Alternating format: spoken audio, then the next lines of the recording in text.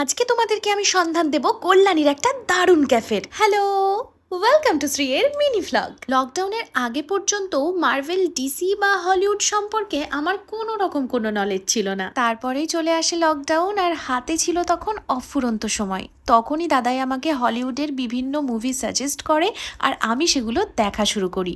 আর সেই লিস্টে প্রথম দিকেই ছিল স্পাইডারম্যান। আমি তো মার্ভেল, ডিসির সমস্ত মুভিগুলো ফোনে বা টিভিতেই দেখেছিলাম, তাই ব্র্যান্ড নিউডে রিলিজ হওয়ার পরেই আমি বলে রেখেছিলাম আমি এই মুভিটা দেখতে যাবই। মুভি দেখে ভীষণ খুশি হয়ে ফুরফুরে মন নিয়ে পৌঁছে গেলাম খাওয়া দাওয়া করতে প্যাবেল অ্যান্ড পাম বিস্ট্রোতে। আমি তো ছবি তুলতে ভীষণই পছন্দ করি, তাই যখন কোনো ক্যাফের ভেতরটা এত সুন্দর করে সাজানো গোছানো দেখি, আমার মনটা তো পুরো আনন্দে ভরে যায়। কিন্তু পেটটা কি আর তাতে ভরবে?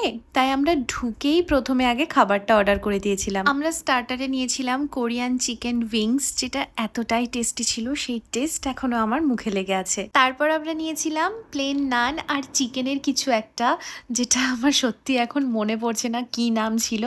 যাই হোক, টেস্টটা বেশ ভালো ছিল।